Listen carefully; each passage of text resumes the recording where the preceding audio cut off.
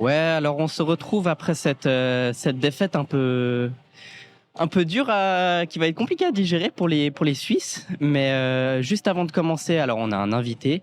J'aimerais remercier nos sponsors d'aujourd'hui. Donc on a RPC Solutions, Al Cliento, Il Brigantino et Les Voisines Bijoux, qui sont lesvoisines.bijoux sur Instagram. Alors on se retrouve de nouveau avec Martin, avec Julien. Je te laisse te présenter. Qu'est-ce que tu fais ici en 2-3 mots?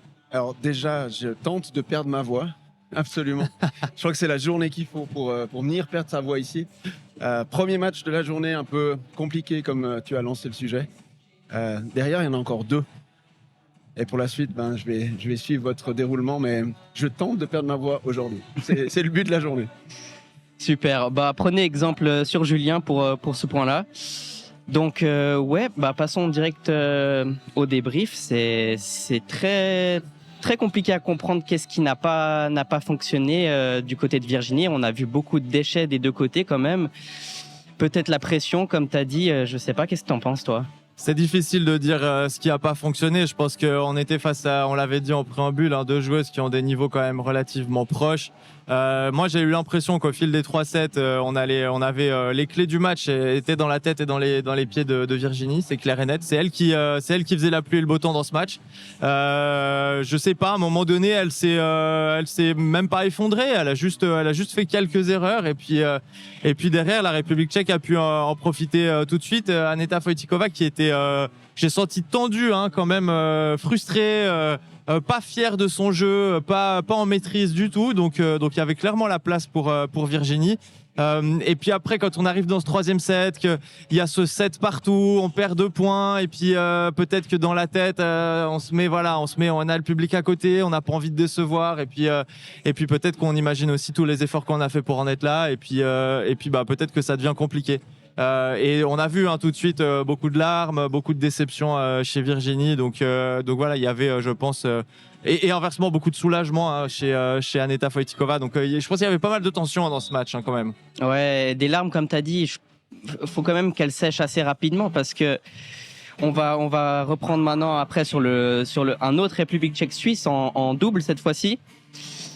Bon, elle sera pas concernée par le jeu en double, mais le but c'est que ça reste une équipe et qu'elle soit suffisamment en forme pour soutenir ses collègues. Et puis que l'esprit d'équipe ne chute pas non plus suite à cette performance. Et puis c'est pas non plus catastrophique. Il y a toujours une médaille de bronze en jeu. C'est faisable. Elles vont donc affronter la Roumanie, si je me trompe pas, qui a perdu contre la Hongrie. Donc on retrouvera la Hongrie et la République tchèque en finale. Ça va être un beau match, ça aussi, si on doit passer à autre chose. Je sais pas, Julien, si t'as quelque chose à ajouter sur ce match-là particulièrement. Alors, moi, sur le match-là, je pense que je te rejoins sur l'analyse que tu fais. Premier set à l'avantage de Virginie. Elle avait tout en main, le jeu, la longueur, même sur les lignes, ça partait bien sur les lignes. C'était vraiment appliquer tout ce qu'elle a appris et tous les efforts. Je rejoins ce que tu dis.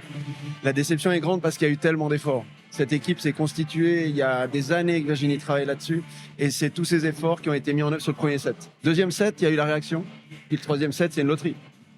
Et dans la loterie, aujourd'hui, on perd sur le simple, mais voilà, il y a encore d'autres matchs derrière. Donc, je crois au fait que l'équipe va rester soudée, absolument.